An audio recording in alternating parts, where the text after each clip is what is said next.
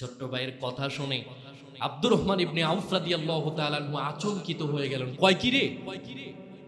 9 বছরের এক বালক, তার এত বড় বুকের সাহস, ইমানি জোর, রাসূলুল্লাহর প্রতি অকৃত্রিম কতটুকুন ভালোবাসা থাকলে সেই কথা বলতে পারে। হযরতে মুআজ রাদিয়াল্লাহু তাআলা আনহুর দিকে নজর করে বলল, তুমি শোনো, ওই যে একটু দূরে দেখা যায় আবু জেহেল লম্বা ঘোড়ার পৃষ্ঠে বসে আছে, বারবার ফুটবলের মতো খালি ফাল পারে, পা শুধু নাড়া। আবু জেহেলের নজর আকাশের দিকে। কি কারণে মনে আছে আপনাদের? কি কারণে? ফেরেশতা দেখার জন্য তিনি উপরের দিকে তাকায় আছে, কিন্তু ফেরেশতা। হযরতে মুআজ রাদিয়াল্লাহু তাআলা আনহু খোলা তরবারি নিয়ে আবু জেহেলের ঘোড়ার পিছন বরাবর চলে গেছে। যুদ্ধের দামামা বেজে উঠল। আল্লাহর নবীর সাহাবী হযরতে মুআজ রাদিয়াল্লাহু তাআলা আনহু ভাবলেন, সময় চলে যাচ্ছে, সময় সংক্ষেপণ করা যাবে না।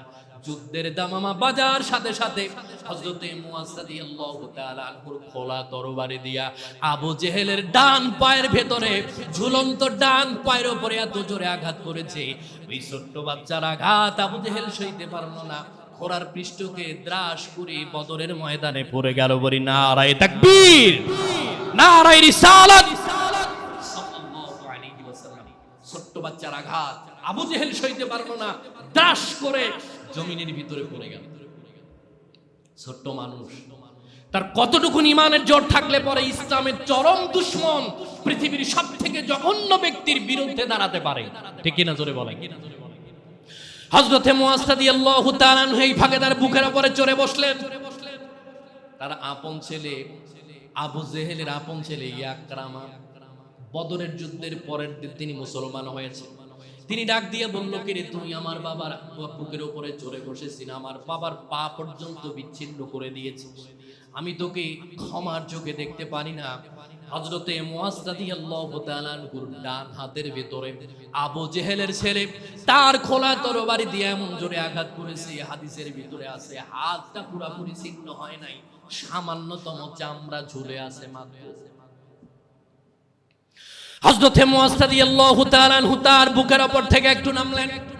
আব্দুল্লাহ ইবনে মাসউদ রাদিয়াল্লাহু তাআলা আনহু আবু জেহেলের বুকের উপরে চড়লেন। হযরতে মুআজ ডাক দিয়ে বলল, আপনি একটু যান, কারণ আমি তাকে দুনিয়া থেকে বিদায় করে দেওয়ার জন্য রাসূলুল্লাহর কাছ থেকে প্রতিজ্ঞাবদ্ধ হয়ে এসেছি, আপনি একটু এখান থেকে দূরে সরেন। তার বড় ভাই ছোট্ট ভাইয়ের কাছে আসলেন। আসার পরে তিনি নজর করে দেখে তার আপন ভাইয়ের ডান হাতটা ঝুলন্ত অবস্থায় জ্বলতেছে, সামান্যতম চামড়া লেগে আছে। হযরতে মুআজ রাদিয়াল্লাহু তাআলা আনহু একবার হাতের দিকে তাকায় আর একবার আবু জেহেলের দিকে তাকায়। হাতের দিকে নজর করে ডাক দিয়া বলে, হাত রে, তোর জন্য আমি ঠিকমতো দৌড়াতে পারি না, আমি আমার ভাইকে সাহায্য করতে পারি না, রাসূলুল্লাহকে সাহায্য করতে পারি না, এই দেখ আমি তোর সাথে কি রূপ আচরণ করি, কি ব্যবহার করি। হযরতে মুআজ রাদিয়াল্লাহু তাআলা আনহু ডান হাতটা টান দিয়া নিয়া বাম পায়ের নিচে ফালায়া কবজার উপরে পাড়া দিয়ে এমন জোরে টান দিস, গলা কাটা মুরগির মতো বদরের ময়দানে হযরতে মুআজের হাতটা ছটফট করতেছিল। বড় ভাই ছোট্ট ভাইয়ের কাছে আসার পরে ডাক দিয়া বলে, ভাই রে, আমি তোর আপন মায়ের পেটের ভাই, একই মায়ের পেটের দুই ভাই জিহাদের ময়দানে যুদ্ধ করার জন্য আসলাম। তুই তো আল্লাহর নবীর জন্য হাত দিয়ে দিলি, আমি তো আল্লাহর নবীর জন্য কিছুই দিয়ে দিতে পারলাম না, তার বড় আফসোস। আমি তোকে বলি, একই মায়ের পেটের দুই ভাই, তোর কেমন লাগে তুই আমাকে একটু বল। তোর এই জীবন সায়ান্নে অন্তিম সময় তোর যদি কোনো কিছু খাবারের প্রয়োজন হয় তুই আমাকে বল। হযরতে মুআজ ডাক দিয়া বলে, ভাই আমার কেমন লাগে বলবো রে, আমি যেন আমার নাকের গোড়ায় জান্নাতের সুঘ্রাণ অনুভব করতেছি। সুবহানাল্লাহ। হযরতে মুআজ ছোট্ট ভাইয়ের দিকে নজর করে বলল, ভাই আমরা তো একই মায়ের পেটের দুই ভাই, তুই আমাকে বল না আমি তোকে কিভাবে সাহায্য করতে পারি, কিছু খাবি? শেষ সময় তোর কি কোনো পানির প্রয়োজন আছে?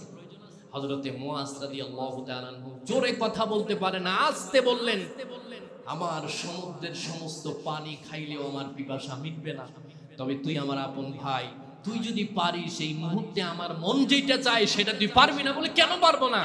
পারবি। এই সময় আল্লাহর নবীকে এক নজর দেখাতে পারবি? তুই যদি আমাকে রাসূলুল্লাহকে একবার দেখাতে পারতিস, সারা পৃথিবীর সমস্ত পিপাসা আমার মিটে যেত, কিন্তু তুই তো এখন পারবি না। তুই এখন পারবি না, কি করবি তুই আমাকে বল। ছোট্ট ভাই চোখের সামনে, বড় ভাইয়ের চোখের সামনে চিরবিদায় হয়ে চলে গেল। আল্লাহর নবীর সাহাবী হযরতে মুআজ রাদিয়াল্লাহু তাআলা আনহু আবু জেহেলের বুকের উপরে চড়ার পরে এবার ডাক দিয়া বলে, এখনো সময় আছে, মুহাম্মাদুর রাসূলুল্লাহর কালেমাটা পড়ে নে, শেষ সময় আছে, এখনো সময় আছে, তুই কালেমা পড়। আবু জেহেলের জবাব ছিল, আব্দুল্লাহর পোলা মুহাম্মদ তোমাদেরকে জাদু করছে, আমাকে এখনো জাদু করতে